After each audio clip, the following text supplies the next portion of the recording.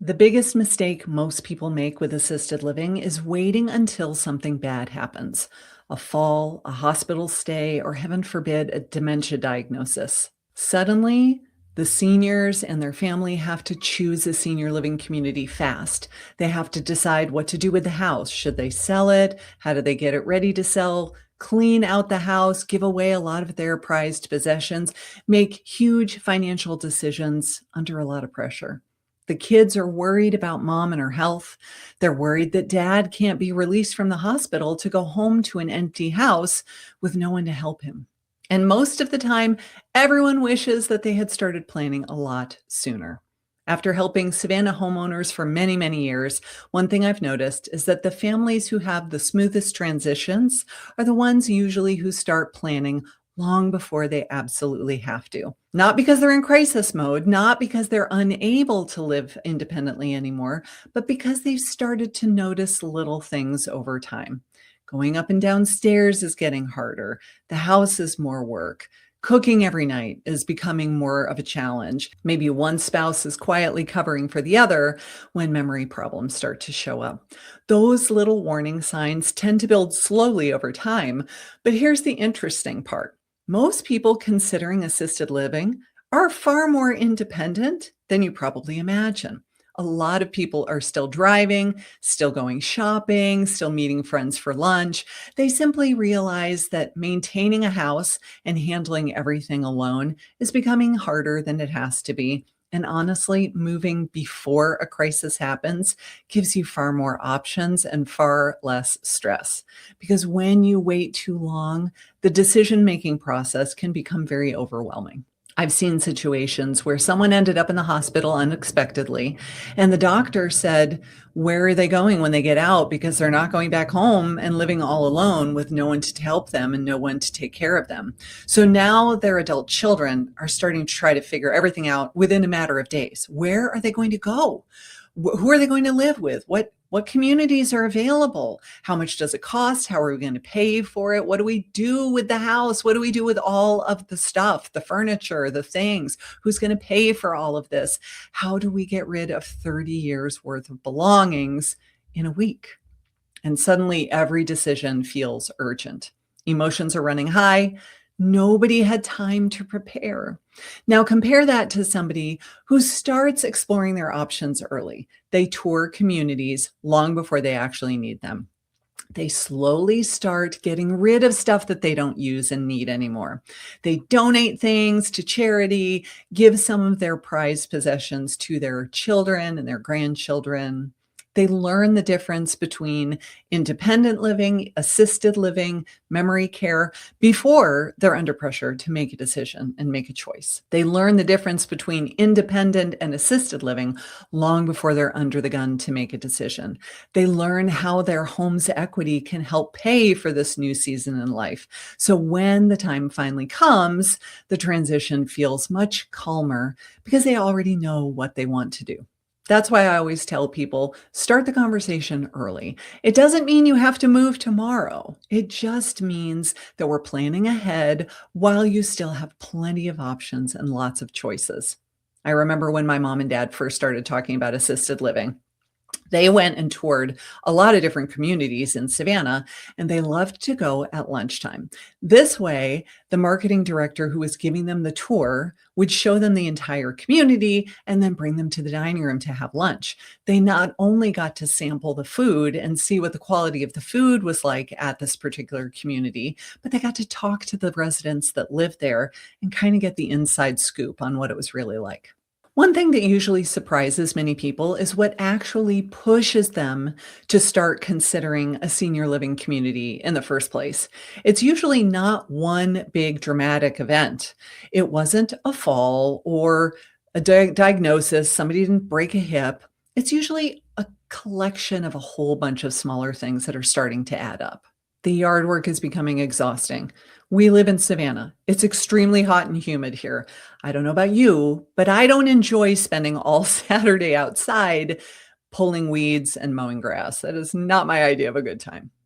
Maybe cleaning the house takes all weekend now. Maybe your laundry room is downstairs, and so you're going up and down flights of stairs multiple times a day when you're doing laundry. A lot of seniors reach a point where they realize they're spending more energy taking care of a mostly empty house than they are enjoying their lives inside it anymore. And that realization can be surprisingly emotional, especially people who've lived in that home for decades. As a 20-year realtor, I have seen this myself, and I have chosen to specialize as a senior transition specialist where I help homeowners who are making this difficult decision.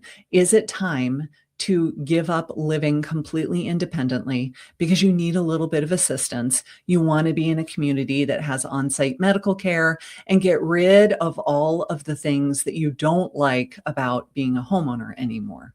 Another issue that people often underestimate is isolation and loneliness, especially after losing a spouse.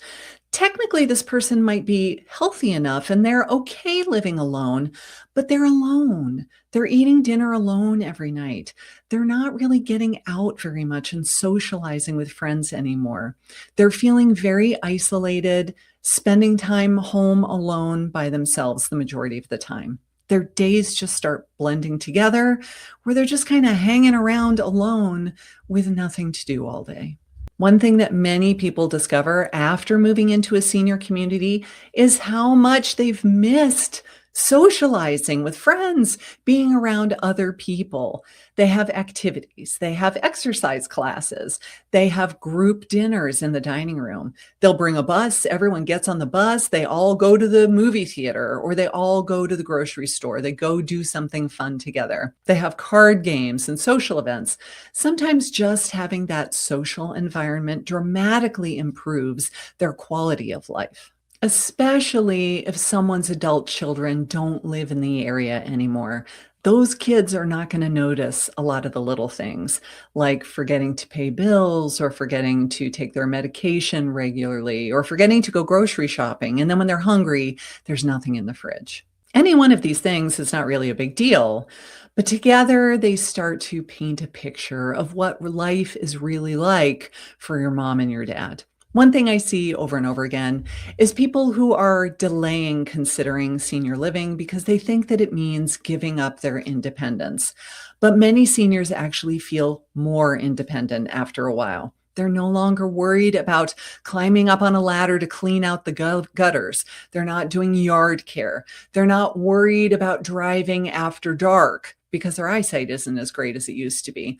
No more having to fix everything that breaks and cooking 3 meals a day. Life becomes simpler, safer, and less stressful. And for many people, that is incredibly freeing. Now, of course, one of the biggest concerns people have is the cost. Senior living can absolutely be expensive. There is no two ways about it, but there are ways to pay for it. Many people who own their home outright, and if you've been there for 10, 20 or more years, you have substantial equity built up in your home. And for a lot of people, the house itself becomes part of the financial plan for making senior living affordable. Senior living communities vary widely in price, depending on whether it's independent or assisted or memory care. But the average range can be anywhere from $3,000 a month to $8,000 a month, depending on how much medical care the person needs every single day. And this is another reason why planning ahead matters so much, because when you have time, you can explore your options carefully. You can compare the communities, you can compare pricing, you can decide, should I sell the house immediately or should I hang on to it a little bit longer? Can I gradually downsize over time instead of trying to empty the entire house of possessions in a long weekend?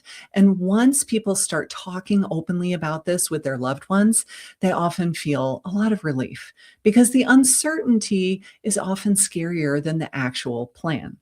Now, if you're watching and you're thinking, I'm not ready for any of this stuff yet, you don't need to wait until you're desperate to start learning about your options. But if you are over 65, I would argue that the best time to start exploring senior living is before you think you actually need it. You can tour communities, have lunch there, Look at the apartments, see what the floor plans look like, find out what these places include, see what their daily life is actually like. A lot of people are actually surprised because modern senior communities are very different from what you've historically seen. They are not nursing homes anymore. They're more like apartment buildings where everyone in the apartment is roughly the same age and they happen to have on site medical staff. And someone is cooking dinner, lunch, and breakfast in the dining room almost every single day. Some feel more like resorts than what people picture when they hear the term assisted living. My mom was a physical therapist in a nursing home back in the 70s and 80s when I was a kid. And I remember going to see her at work. And what we see now in assisted living communities is a far cry from what I saw as a child in a nursing home. They are not the same anymore. That is not what they are like anymore. So even if you decide you are not ready yet for any of this, at least you will understand your choices before a situation forces the decision. Because the people who struggle the most are the ones who have to make a decision out of emotion and under pressure. The ones who start planning early have much more peace of mind. And that is why this channel exists. My name is Karen Carr. As I said, I have been a realtor since 2005.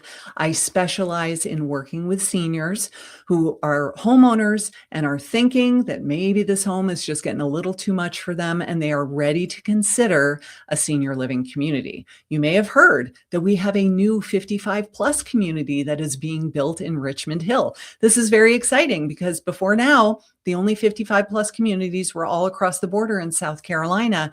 Now we're getting one in Savannah.